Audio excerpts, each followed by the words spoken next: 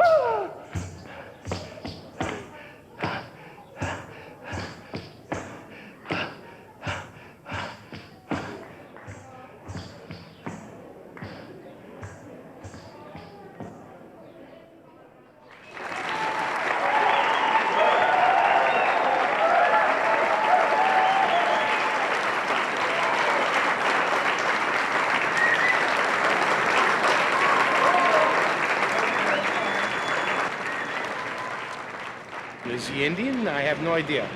I was thinking first Roman and then maybe Egyptian. I don't know, like Israel or something. Definitely of the Mayan influence. It's so primitive, yet what he's doing is so Western European. He's busting out such European, and then he's doing this opera, which I think this is Italian. This is like the Darwish of the old Persian. Looks a little like an Indian. Want to be Indian. Shut up. There's certain people on the earth that are just like kind of balancing everything out. I don't know. He's one of them. I've never spoken to him or anything. I don't need to. Yeah, I just am here. What are you? What nationality? One would have to say that I'm from the United States. American? Yeah, Black American, Indian American? My mother came from the islands, Barbados. Barbados? So that connects up with Puerto Rico, Jamaica, all the slaves came in there, right? My father came from Russia and Romania, and so... How much is I ask 15, you may offer me whatever you care to. I do have a website, it's on this yellow sheet. Do you do this for a living? In order to live, I do this. And are your homeless compositions? This is my sculpture, this is my work, this is my being. Are you like helping people spiritually? I don't know, people can only help themselves. I'm helping myself, and in helping myself, I feel that I help the universe. Can you like levitate and stuff? Yes. Bad. No, for real? It's a Thoth. Thoth? Thank you. Apple Thoth.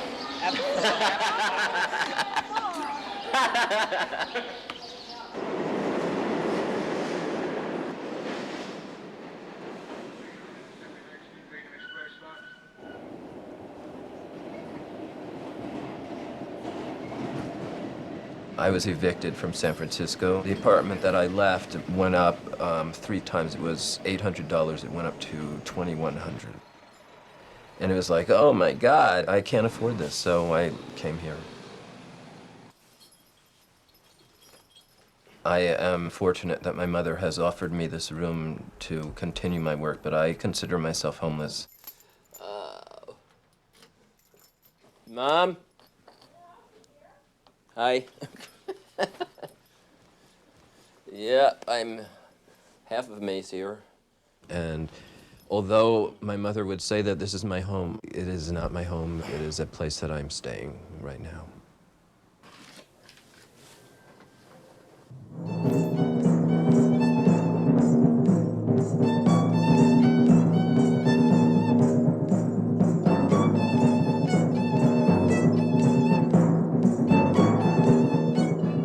Well, yes, I'm a timpanist, and I played the timpani almost from the time I went to Music and Art High School until just 2 years ago when I retired.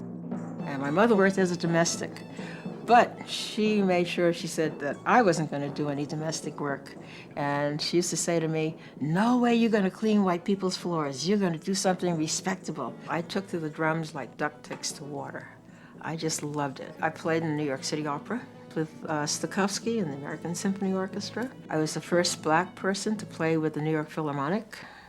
My father was a big civil rights demonstrator and worker. He marched with Martin Luther King, and he was a doctor in a lot of the marches in the South. George was the first white person to head Congress of Racial Equality here in Queens. You know, I had no idea I would ever attract a man like George, who was a young, good-looking doctor. When George told his father that he had met me and that we were going to get married, his father's answer was, "You're going to marry a Schwarzer?"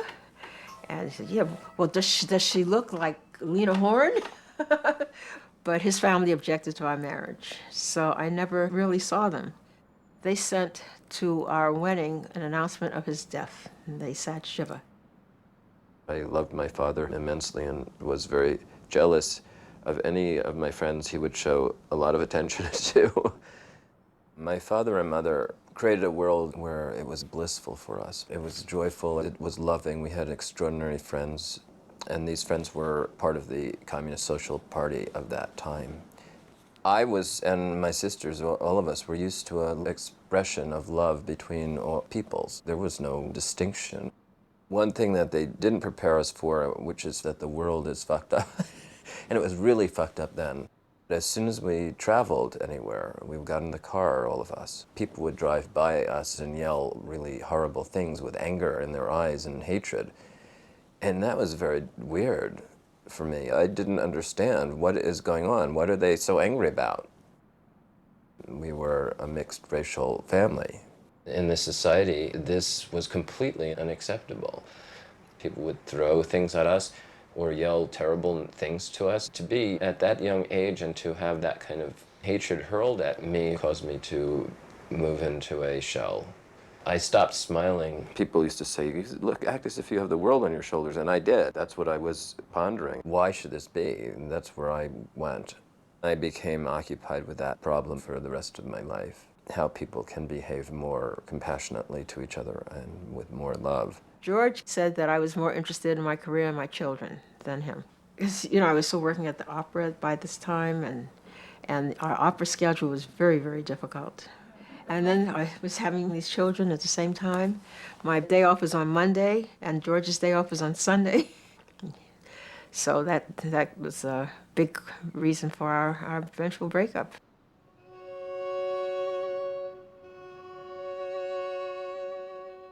It kind of felt like a wall was there now, and it was not possible to make contact with him.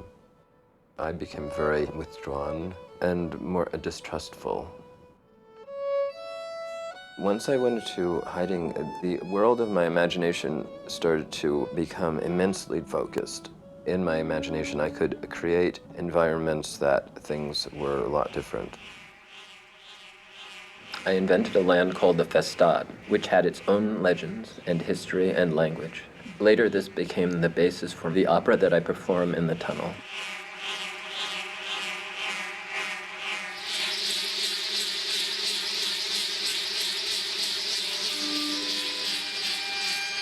Through fantasy, through imagination, the Fesad was born, and over many, many, many, many, many years, I have developed and understood this world. The Fesad are inhabited by beings I call Mir. The Mir are people of many different colors. I have Mir who are phosphorescent, Mir who are blue-green, Mir who are orange and red and brown. I am singing in the language of the Mir. The story of the opera is about a hermaphrodite called Nular-In, who was born in the last age of the Fesad. When Nular-In is still a child, Nular-In's father is killed in a battle.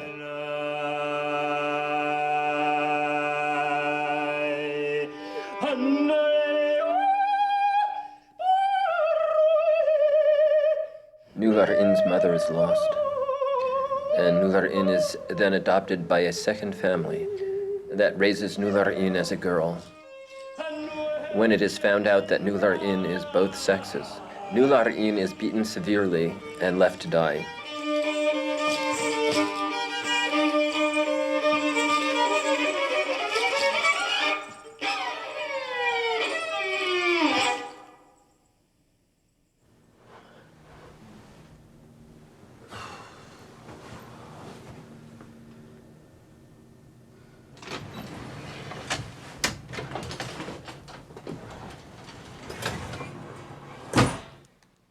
Hi, you've reached the Thoth info line.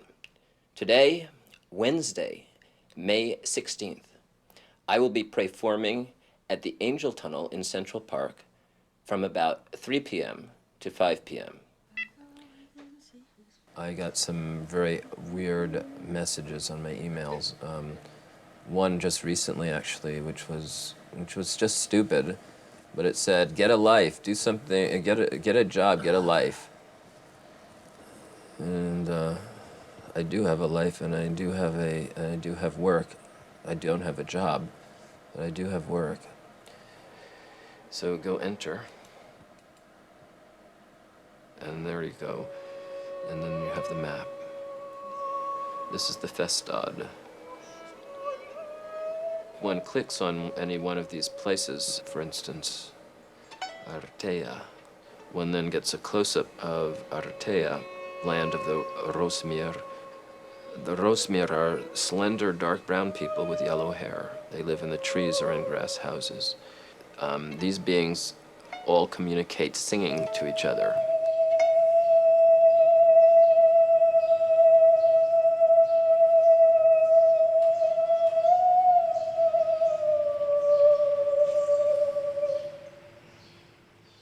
Showing my emotions, which is what the performance is all about, showing who I am clearly, was not the way I was when I was young. It was hiding everything.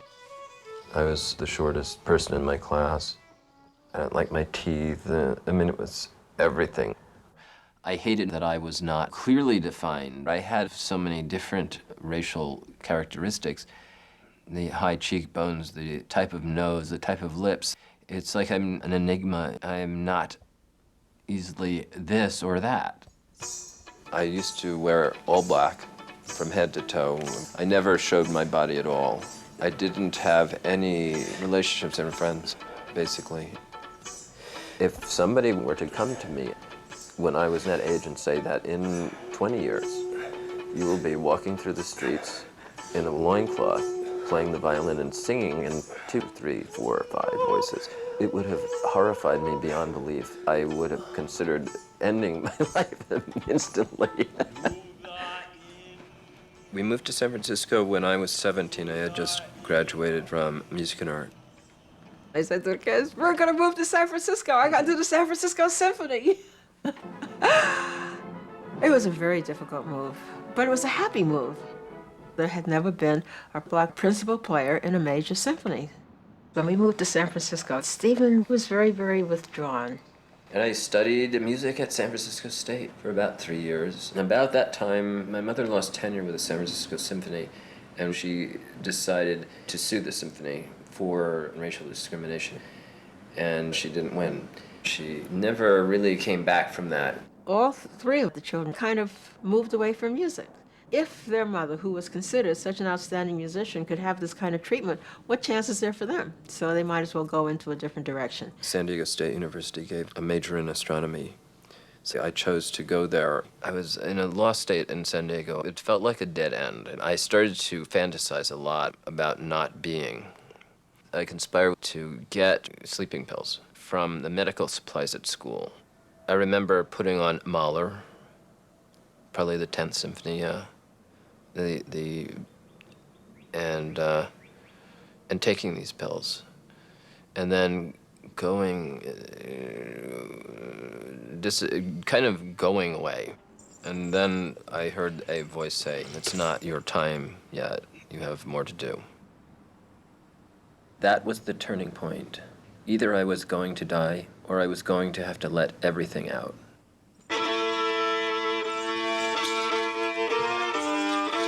In the second act, Nular-In is stranded in the desert, and a frightening winged creature called Kaguma becomes his mentor.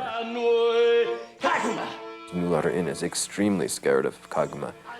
Kaguma is the shadow of Nular-In, so it comes out with this voice, and it comes out with that voice, and high, low, and it's just like, let it all out. Let everything out. Whatever is in you, let it out. And the scariness is that so many different things can come out so quickly from one moment to the next. It is psychotic.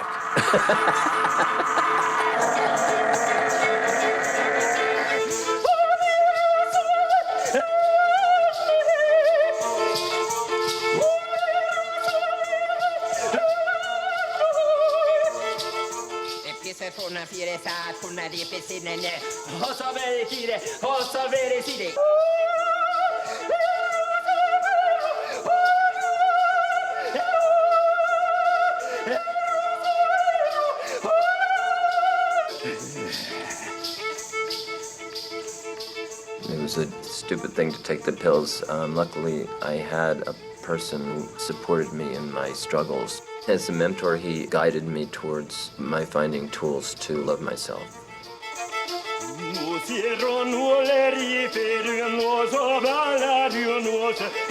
I was very afraid of my mentor. He was a teacher, he was a wonderful, gentle spirit, and he was gay. That was very important because he was not afraid of touching me, of shaking me, and I was very afraid of his touching me because I was very afraid of my sexual self. I was trusting him more and more. And one afternoon we did a series of wonderful relaxation exercises, and I was just like boom, and I was up dancing in front of them. And they were shocked. I was shocked. We were all shocked. I said, turn on Swan Lake, and he turned on Swan Lake. For the next 2.5 hours, I just danced around their living room, and they just sat there stunned because this was this person who didn't do any movement, was completely shy, and all of a sudden I was up there doing this, and they couldn't believe it. And then I became a club dancer. I was dancing like crazy all over the place, dancing at any party, and creating quite a scene, because now that I had opened that up, I just made a mess.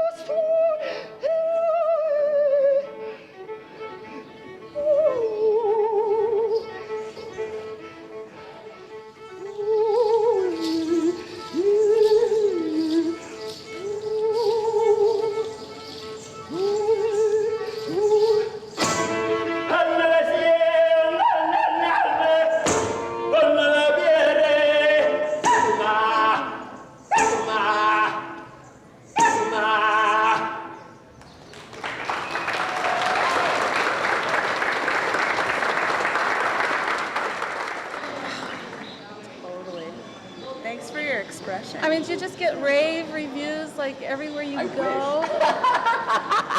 You sound like a girl. I don't know what the hell that was, but it looked retarded. I thought... You look gay. One of the things that people have the first reaction to is the fact that I'm blurring gender lines. Because I was nurtured in a very female family, it enabled me not to shut down that, which is what sometimes happens when one has a father. The tendency for the father is to beat down one's feminine aspect. But I was protected in this family. I was allowed to sew. I was allowed to go into all of the sensitive aspects of my being. I am not physically a hermaphrodite, but on the spiritual level, that is definitely the case. My best friend in high school was gay, and he would always make passes at me. And it created much difficulty for me. I was aware of being attracted to men, but I was also too much ashamed of it. And I was longing for male companionship without having a father in my life. I did not even conceive that it was possible that I had a capacity for loving both. I had to have a choice, which was very similar to, I had to make a choice between my African ancestry and my European Semitic ancestry. It is only in the past 10 years that I've really started to realize that I can love everybody, and I don't have to make a choice about anything. Bisexuality is my basic nature. I was working as a waiter, and I started growing dreadlocks. And I felt like it was really a nice connection with my African ancestors. I was unhireable, and they said it directly to me. We hate to say this, but you look kind of dirty, and we can't have you working on our floor. I was at this place where I can't get any job. I don't have any should I pump gas? What should I do? I mean, I can't get into restaurants, and I'm not going to change my hair. One day, I went down into the metropolitan subway system, which is called BART, and I experienced a man playing violin there. And I immediately said, oh, I can do that. When I started playing in the subway, the first thing I started playing was the Bach A minor. Then I went to Mozart concertos. People really loved it. I was doing well. It was not tons of money, but as usual, it's enough to survive. And then I started doing my own music. I was starting to realize that I was completely free to express myself however I wanted to, and that was every way. I went into one of the secondhand stores on Haight Street, and there was a skirt. And I tried it on, and it was so fun. It was so stimulating, it was so erotic and so exciting. And I said, I like this. So I bought it. And I started wearing whatever clothes I wanted. I started being whoever I wanted. I started dancing with where I wanted. I started, and I didn't have any thing saying, well, you shouldn't do that. I was free to say, well, who am I? Well, my name is Stefan Kaufman. However, I needed to take my own name. I needed to take something that was close to my spirit, exploring who I am in mythology and finding myself settling within the Egyptian mythology. Egypt was the center of people of mixed race in the ancient times. And so Thoth was a deity of that time. Hermes and Thoth are messengers. I am being turned into a messenger who has roots in all the various seemingly disparate peoples of this planet. Well, in actuality, we're all emanating from the same source, and this is the most important message.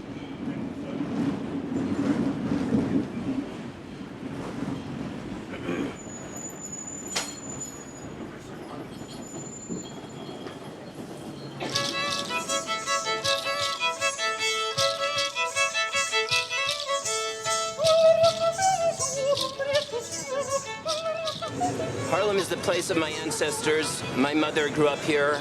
I'm a prodigal son coming back.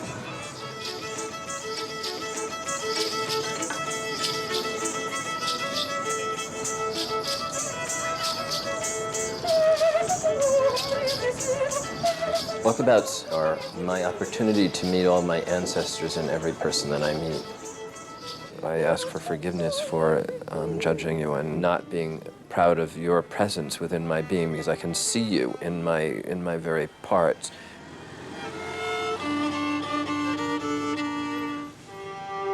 When they are able to open up and they're not afraid of me and running down the street or hiding behind a pole as I come by, and they do offer me forgiveness, then it is, you are me, I am you, and it's that I seek, is the connection.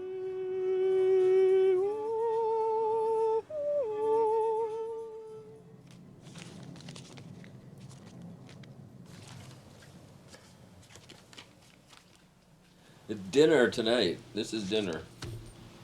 But this gets saved up. I save up my money to visit San Francisco for short periods of time to see my sweetheart.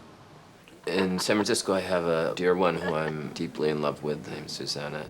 The not seeing each other is probably the hardest process in a relationship. Well, it's hard, not being around him. I love him and I want to be with him.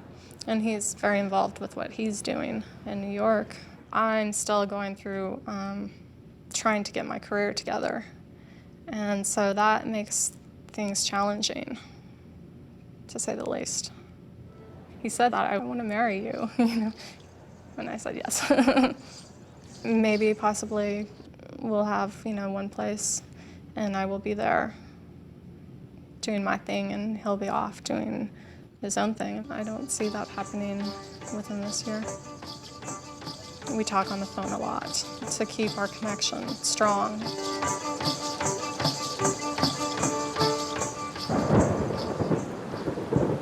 But this rain is driving me crazy. And the tunnel I know is wet. I haven't done my thing for a while and it feels really icky.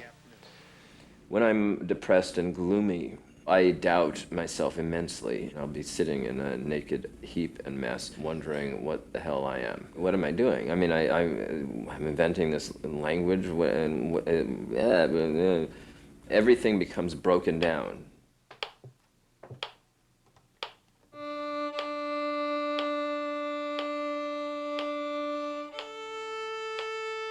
It's very hard having him live with me, and he's not aware of that.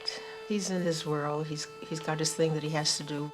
Being lucky enough to have my mother offering me a place to stay has assisted me in doing my work. However, I do feel guilty.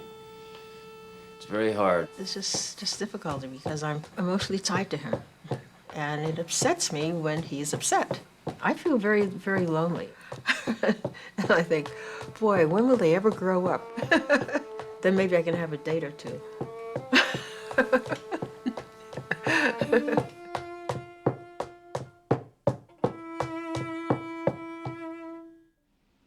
I think often about how men have left my life.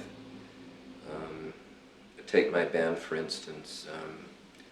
I thought we were really extremely close, and now I don't talk to any of them anymore.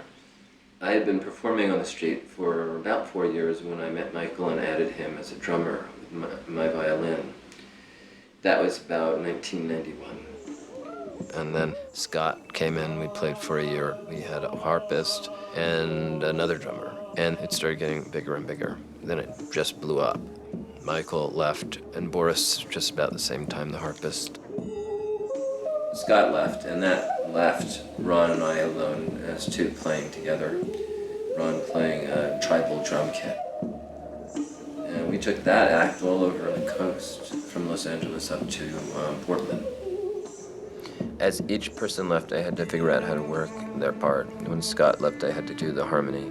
And when Ron left, I had to do the rhythms. And all of a sudden, I realized that I was a timpanist with my feet. I was playing drums with my feet. And I realized I am my mother's protege.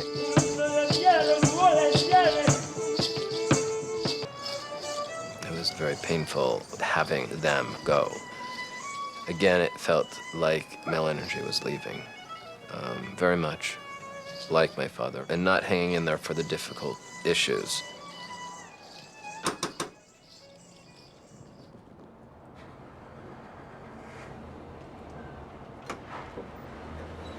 How are you, Bob John?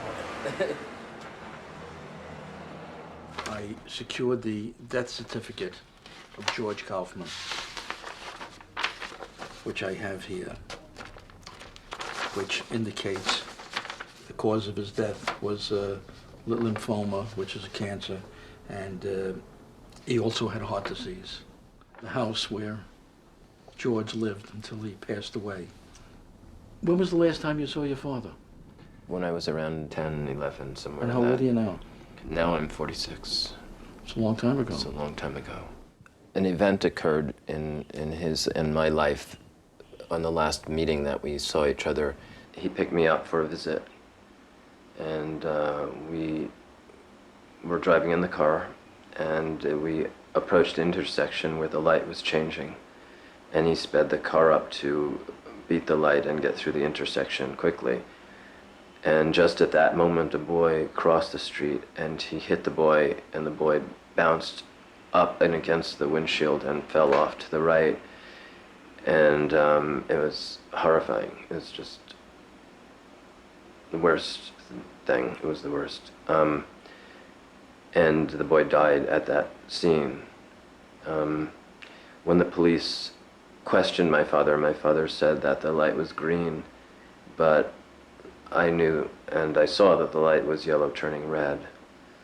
And it was a really hard thing because my father, being a doctor and being one of the most moral person that I knew, it was like he was lying, and I couldn't believe it. It just was not, I was not able to understand.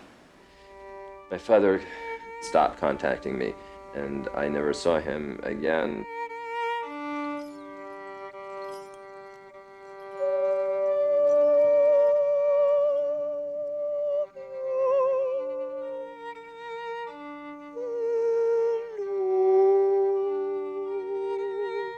I don't really know what I should feel in that I have discovered that you died and never made contact with me. I grieve for you for all my life.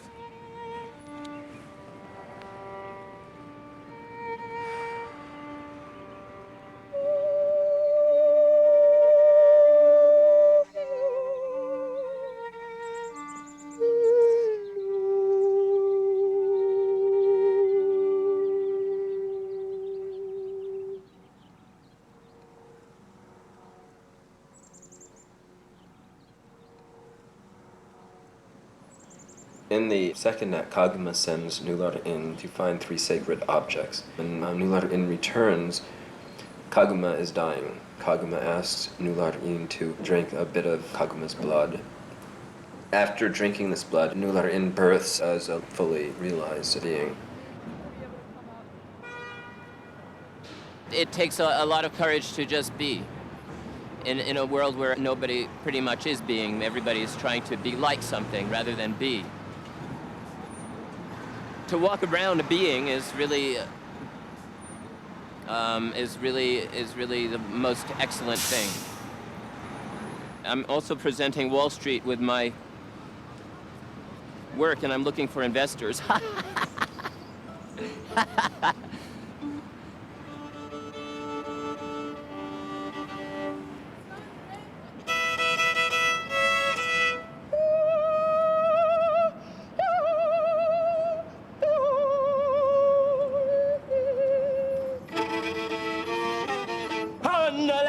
Una bolla ragione giù le sierra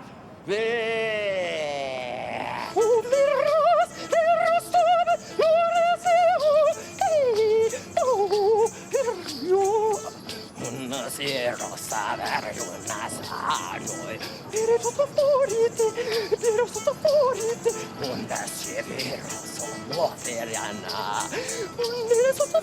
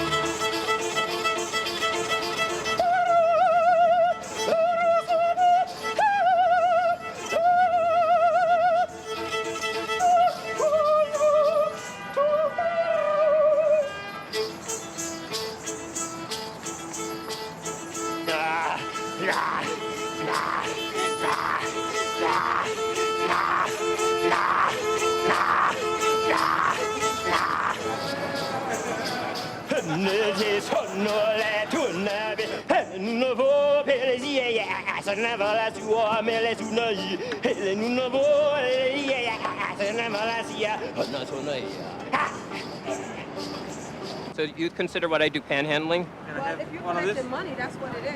But everybody's collecting money here. And if you're out here collecting money, Everybody in this building. Do it on the street side the street. Oh, absolutely. I'm not going to be here again. Don't worry about it. I'm gone.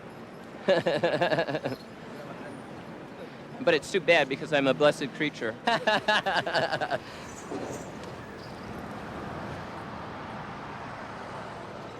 That guy, he said, I hope you win the lottery ticket so you can continue doing this for the rest of your life. And I will. Is that funny?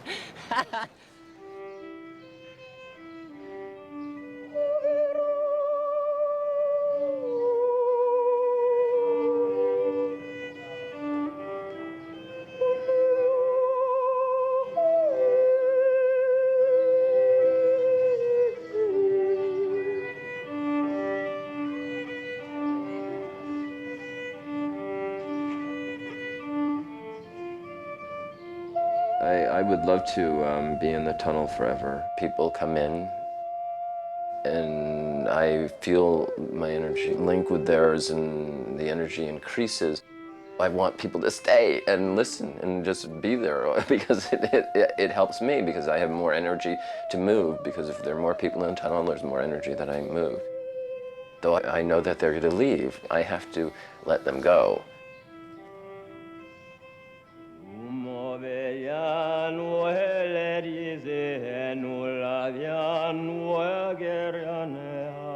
And that process is like death, that process is like grieving, because it is a loss, and loss is hard. And that process of letting them go is my work.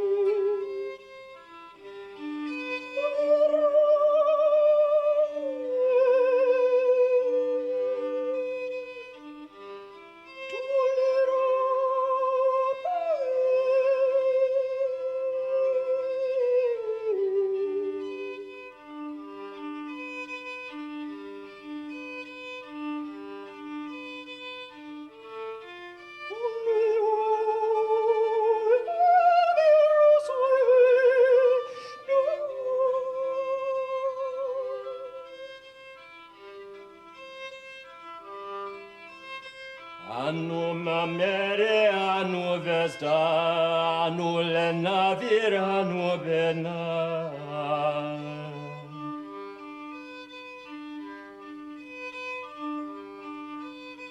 Una meriano lost una, benevena, you swane chiara.